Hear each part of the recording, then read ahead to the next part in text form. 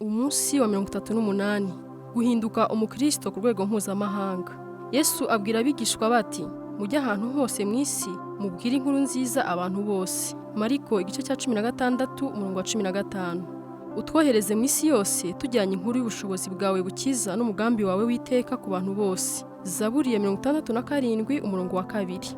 Inshingano iri tuzindira umurimo wawe. None ugomba guhitamo hagati yo kuba umukristo w'urwego rw'isi cyangwa kuba umukristo w'isi. Abakristo b'isi bahindukirira Imana bayishakaho gusohoza inyungu zabo gusa. Baba barakiriye agakiza ariko birebaho. Bakunda kujya mu bitaramo by'indirimbo no mu mahugurwa avuga ibyo kwiteza imbere, ariko ntabwo uzabasanga mu mahugurwa ahubwo byo gukwiza ubutumwa kuko ibyo bitabashishikaza. Amasengesho yabo abatumbiriye ibyo bakeneye, kwisabira imigisha no gushaka icyabanezeza. Bagendera ku kwizera kwa umbanze Mana.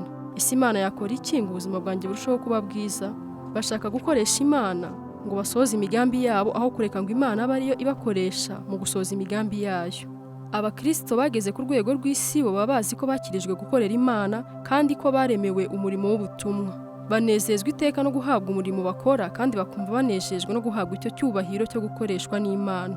Abakristo bageze kuri icyo kigero nibo bantu ku isi baba bafite ubuzima bushyitsi. Umunezero wabo, ibyiringiro n'umurego bagira bikwira aho bagiye hose kuko baba bazi ko bagomba kugaragaza itandukaniro aho bagiye hose. Babyuka buri gitondo biteguye ko Imana iri bubakoreshe mu buryo bushya. Ese wowe muri ubwo bwoko bwombi bw'abakristo wumva ushaka kuba uwuhe? Imana irakurarikira kugira uruhare mu murimo wa mbere mugari, ukwiriye ahantu hose, urimo abantu b'ingeri zose kandi ufite agaciro gakomeye cyane kuva isi yaremwa, ubwami bwayo. Amateka y'isi ni inkuru y'Imana yakoze. Irimo kubaka umuryango wayo bazabana iteka. Nta kindi gifite agaciro nk'icyo mu maso yayo kandi nta kindi kizaramba nk'icyo. Igitabo cy'ibyahishuwe kitwereka ko hari umunsi umurimo wo kugeza ubutumwa ku batuye isi bose uzashoboka. Umunsi umwe icyari inshingano iruta izindi kizahinduka ibyagezweho biruta ibindi. Mu ijuru imbaga nini cyane y'abantu bavuye mu mahanga yose n'imiryango yose, amoko yose n'indimi zose bazahagarara imbere ya Yesu kugira ngo bamuramye. Kugira uruhare muri uwo murimo nk'umukristo ugeze mu rwego rw'isi bizaguha gusogongera uko ijuru rizaba rimeze. Ubwo Yesu yabwiraga abigishwa be ngo bajye ahantu hose mu isi bababwira inkuru nziza kuri buri muntu wese, ako gatsiko k'abigishwa bakennye baturuka mu bihugu byo mu burasirazuba bwo hagati butazwi bumvise bibarenze. Ingendo se bari kuzikora bate? Bari kugenda n'amaguru cyangwa ku nyamaswa kandi zitihuta? Kuko ubwo nibwo bushobozi bwonyine bari bafite bwo kubatwara, nta mato manini yambukaga inyanja yariho. Ibyo byose bikagaragara nk'inzitizi zari kubabuza kujyana ubutumwa mu isi yose. Uyu munsi dufite indege, amato, gari ya moshi, amabisi n'izindi modoka. Ubisi yabaye nto cyane kandi buri munsi igenda irushaho kuba nto.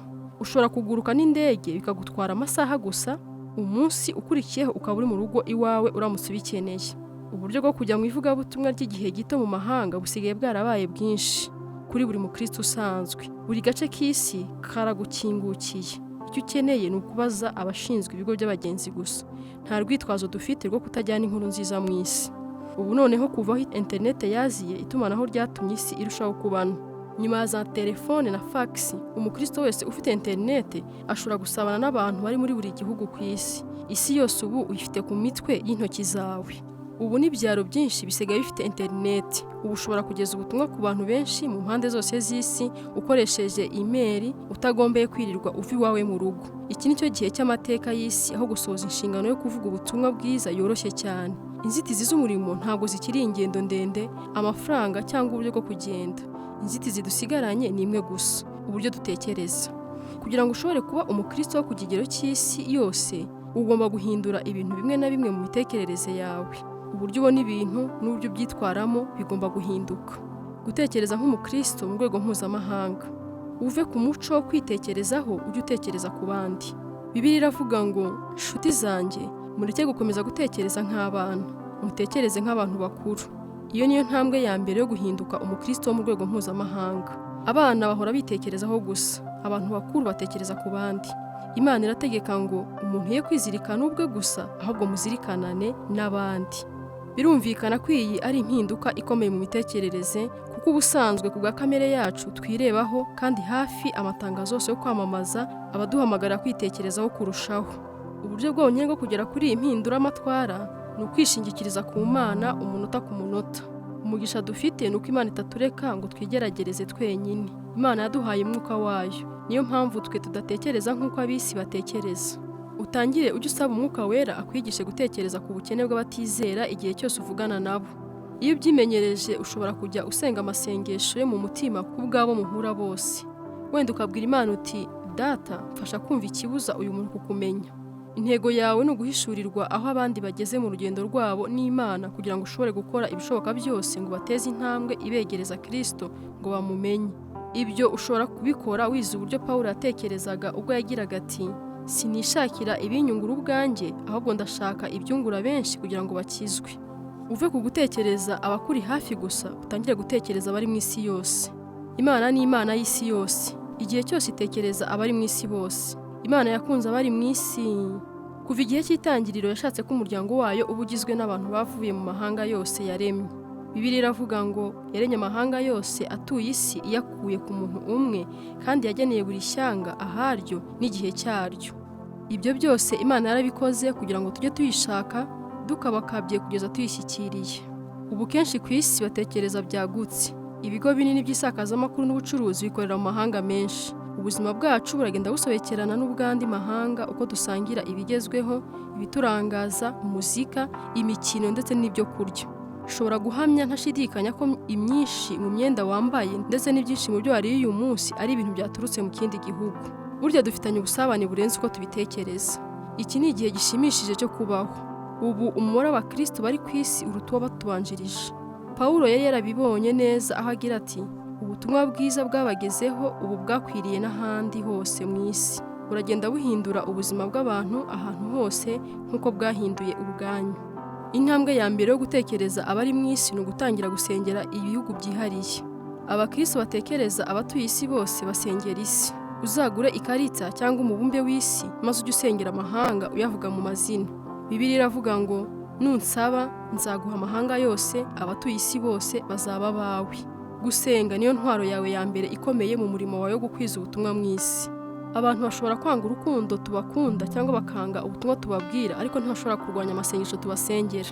Nk'intwaro irasa kure yitwa misile, ushobora kohereza isengesho rigakora ku mutima w'umuntu, waba umuri iruhande cyangwa uri muri kilometero 16,000. Wasengera iki rero? Bibiliya itubwira ngo dusengere gukingurirwa imiryango yo kuvuga ubutumwa, ngo duhabwe ubutwari bwo kuvuga, ngo dusengere abazakizwa, ngo ubutumwa bwamamare vuba no kwiyongera kw'abajyana ubutumwa. Gusenga biguha kwifatanya n'abandi bari hirya no hino ku isi. Wagombye no gusengera n'abamisiyoneri n'undi muntu wese witangiye umurimo wo gusarura mu isi. Pawulo yandikiye abamusengeraga ati, muba mwifatanyije natwe mu murimo iyo mudusengeye. Niba wifuza ibindi bitekerezo ku buryo bwo gusengana ubwenge usabira isi n'abakozi ba Gikristo bari mu murimo w'ivugabutumwa, urebe mu mugereka wa 2 w'iki gitabo. Ubundi buryo bwo kwagura ibitekerezo byawe ni ugusoma no kureba amakuru wifashishije indorerwamo y'inshingano isumba izindi yo kujyana ubutumwa. Ahantu hose habaye impinduka cyangwa amakimbirane, burya Imana ibikinguye umuryango ngo yiyegereze abantu. Abantu bakingukira Imana iyo bari mu bibazo cyangwa mu nzibacyuho kuruta ibindi bihe byose. Kubera ko isi yacu ihindagurika cyane, abantu benshi bafungukiye kumva ubutumwa bwiza muri iki gihe cyacu kuruta ibindi bihe byose. Uburyo buruta ubundi bwo kwagura ibitekerezo byawe ni uguhaguruka ukajya mu rugendo rw'igihe gito, ukajya kuvuga ubutumwa mu kindi gihugu. Nta kintu gishobora gusimbura kwigerera ahandi ugakora imirimo n'amaboko yawe mu bantu mudahuje umuco. Rekeraho kwiga no guhora uvuga, ujye impaka ku murimo Imana yaguhaye utangire uwukore. Ngaho haguruka utangire ukorane umwete. Mu gitabo cy'ibyakozwe n'intumwa, igice cya mbere umurongo wa 8, Yesu yaduhaye icyitegererezo cy'uburyo bwo kwinjira mu murimo. Muzabwira buri wese muhuye ibyanjye muri Yerusalemu, muri Yudaya yose, muri Samariya n'ahandi hose mu isi. Abigishwa be bagombaga kubwiriza abaturanyi babo, Yerusalemu, igihugu cyabo, Yudaya, abo mu gihugu badahuje umuco, Samariya, bakajya no mu yandi mahanga, ahandi hose mu isi. Niwitegereza urabona neza ko umurimo wacu ugomba gukorerwa icyarimwe, kuko ntabwo Yesu yavuze ko kuriya ariko bizagenda bikurikirana. Nubwo buri mukristo atahamagariwe kuba umumisiyoneri, buri wese yahamagariwe kugira umurimo akora ku bw'izo nzego enye mu buryo bumwe cyangwa ubundi. Ese waba uri umukristo nk'uriya bavuga mu byakozwe n'intumwa igice cya mbere umurongo wa 8? Wiha intego yo kugira uruhare mu mushinga w'ivugabutumwa ugamije rimwe muri ariya matsinda 4.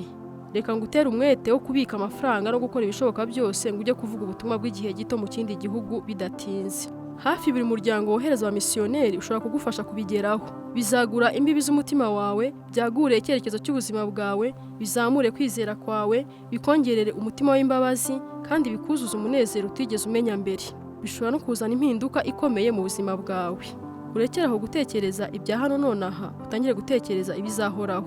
Kugira ngo ukoreshe igihe cyawe neza ukiri hano ku isi, ugomba guhora utumbiriye ibizahoraho.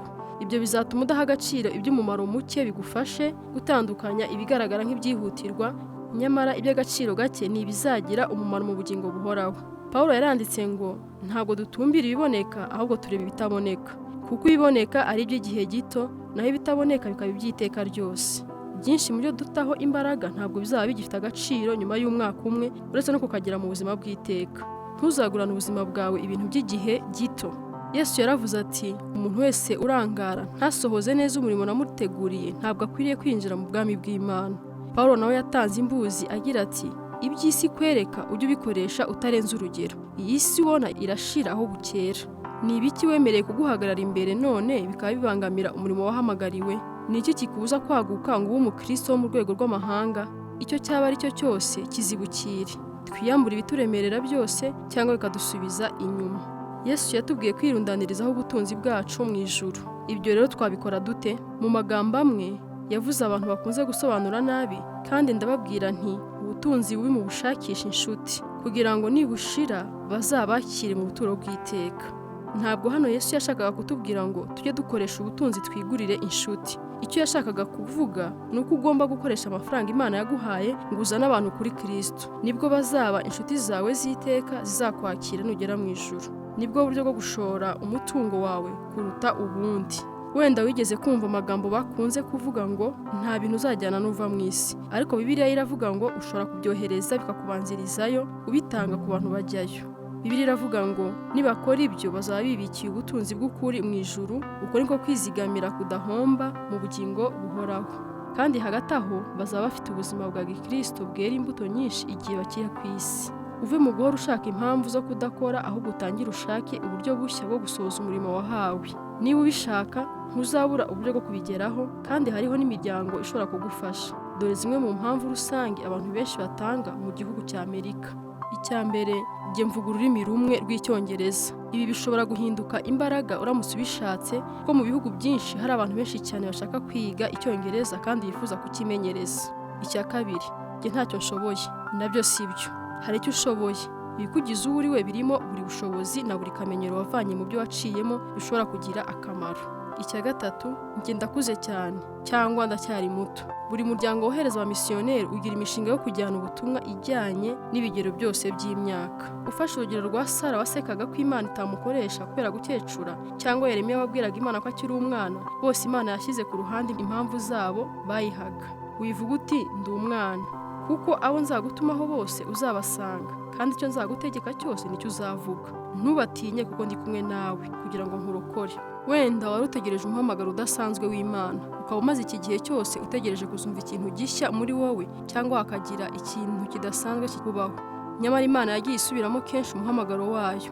Twese twahamagariwe gusohoza intego 5 z'Imana ku buzima bwacu, arizo kuyiramya, gusabana n'abandi, gukura tugasa na Kristo, gukorera abandi, kujyana ubutumwa bwiza mu isi yose dufatanyije n'Imana. Ntabwo Imana ishaka gukoresha bamwe mu bantu bayo gusa, ishaka gukoresha bose. Twese twahamagariwe gukorera Imana. Imana ishaka ko itorero ryayo ryose rijyana ubutumwa bwose ku isi yose.